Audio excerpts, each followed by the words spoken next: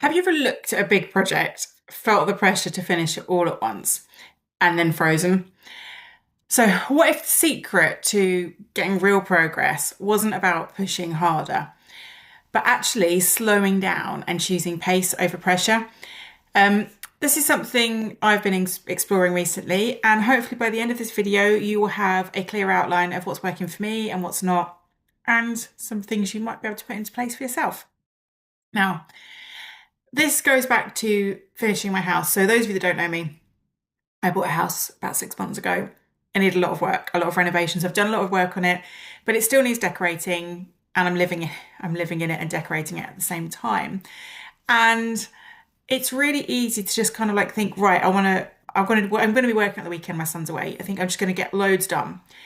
And what I've decided to do is to just take it easy and just get it painted white. So the colour, I love to have colour on my walls personally. That's me. But before I do the colour, I'm just going to paint it white and get that done. I'm not stressed about it. So I'm pacing it out.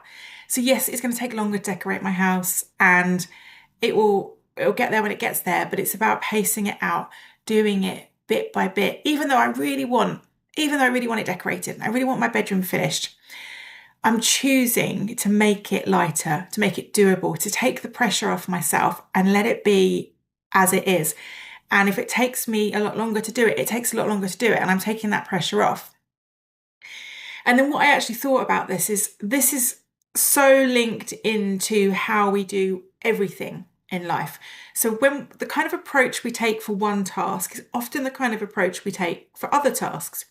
Then I was thinking about nervous system regulation and how we get into this mindset of, I just want it fixed. I want to be sorted. I want to get it done. And we're putting all that pressure on ourselves. And the idea that we're trying to force regulation, force ourselves to get to where we need to get to, or even if it's finishing any task, forcing ourselves to finish that task quickly with pressure, that leads to overwhelm, dysregulation, shutdown, collapse. We go over the edge. So first of all, what can happen initially when we start this push, push, push is we get a rush of maybe adrenaline. So we can actually go into a mobilized fight or flight state. So this is a fearless mobilized state. So it's like a fight or flight, but it's like a positive one, like when we get excited about things. But then we realize the deadline's looming. So that then tips up into this like really, really fearful mobilized state. So we're doing the work, but under real pressure. And then when we get to the point where we think, I don't know how I'm going to do this, and it becomes, and now I've got to do this, and I've got to do that, and I've got to do this, and I've got to do that. The brain starts to go into overwhelm, and we switch into fearful, immobilized. So then we stop doing anything. So then we're not reaching our goals, and then we're continuing the cycle of the mental pattern. And then eventually we just decide, oh, forget it, I'm not going to do it anyway. And we give up on the whole thing. And that's like full collapse. And when we say to ourselves, okay, so we say, right, let's take this back a step. Let's start. So I'm going into my bedroom and I'm going to just do the walls in a base coat of white. I spent a week doing filling, right? This is what I'm talking about, taking my time over it. There are a lot of holes, I will say that, but I was taking my time over it.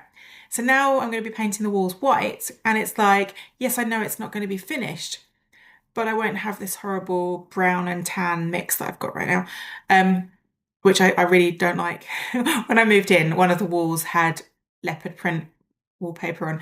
It's very interesting. When I bought it, I didn't move in with the wallpaper on. That was gone that was like one of the first things that went.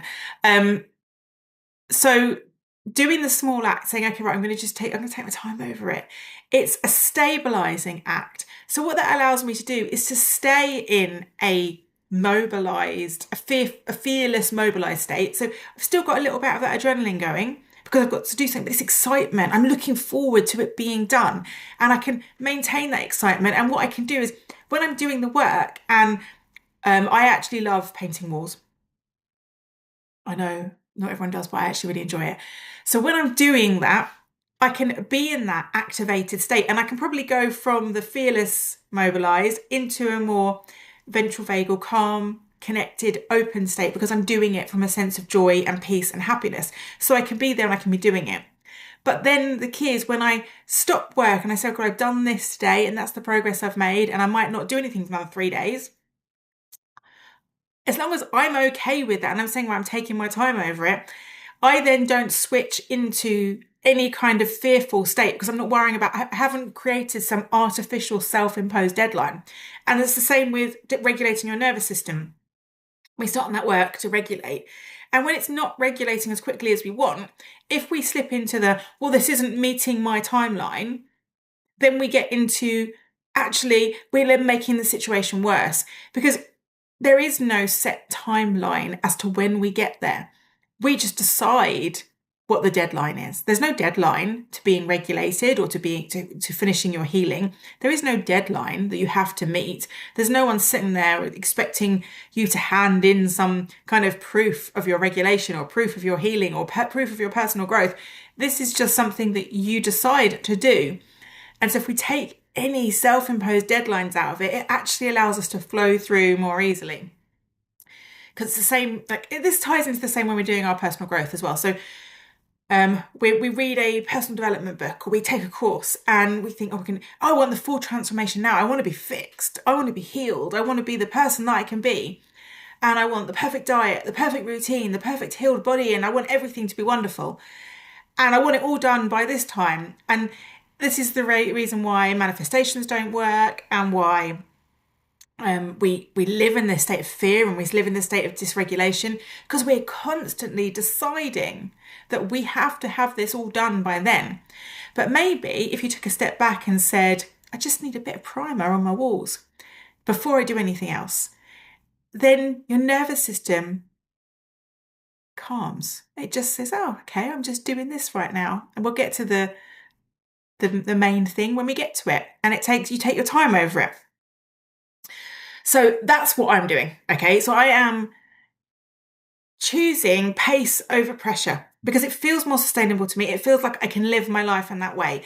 And I do that in so many different areas. So I'll have, obviously with work, it can be quite different because I do have some deadlines, but again, I will pace it out over time. So I won't say, well, I've got to do this all today. I'll give myself time and I'll split all my tasks up into much smaller tasks and plan them out throughout the whole time that I've got to do something.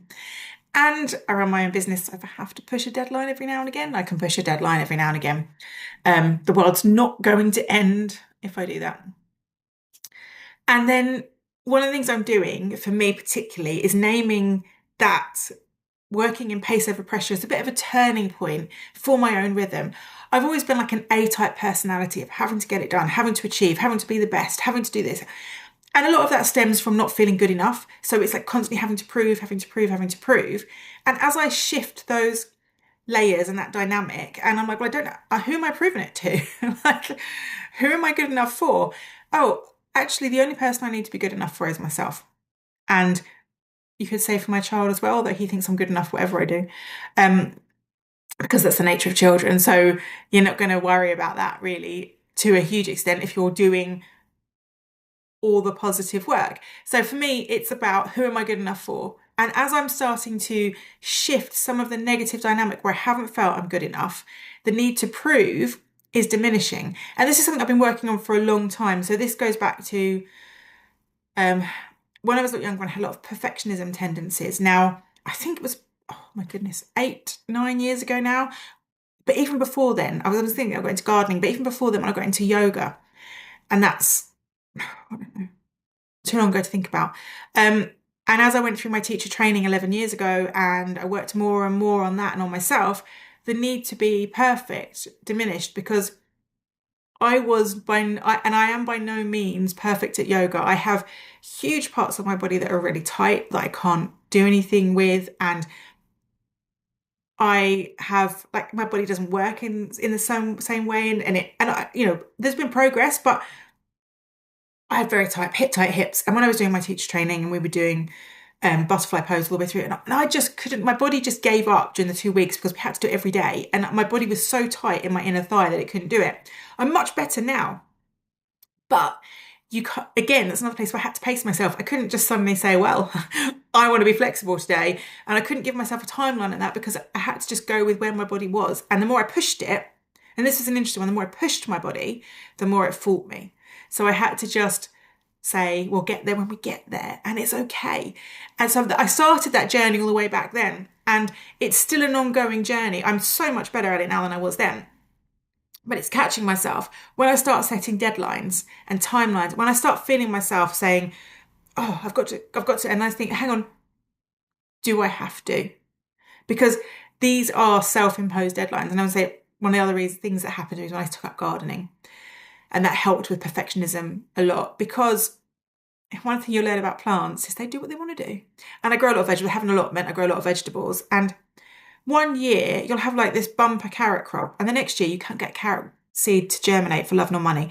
And you don't know why, but it's like the conditions are just not quite right. Or, certain plants, like my cabbages, sometimes when it's really hot and dry, I really struggled to get my cabbages growing because I didn't have time to be there watering all the time, and they needed lots of water. So it's this idea, whereas my chilies this year, amazing, because it's been really hot and dry all through the summer.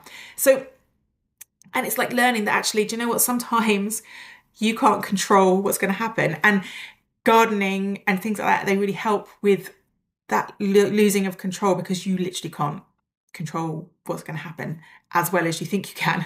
And so I'm telling all this because it's just about learning that there is a journey, right? We go through this journey, and if you're right at the beginning and you're feeling like you're living under constant stress, right? This constant sense of overwhelm and stress and deadlines, and you may be not aware of the fact that a lot of those deadlines are self-imposed, right?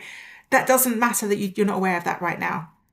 Maybe if you just find one self-imposed deadline that you can ease off on, that will make life smoother. And knowing that although I've been doing this for, looking at this perfectionism and taking my time for 10, 15 years or longer, I'm not perfect. We're not going for perfection either, but I don't get it right every time. Sometimes I set myself deadlines still, and I put myself under pressure, and I get overwhelmed and I struggle with it. And then I have to take a step back and say, hang on a minute, is this a real deadline? Am I really up against it? Or can I take a step back? And when we start to question ourselves in that way, that's a bonus. You're starting it. You don't have to jump in and be perfect straight away, because it's another self-imposed deadline.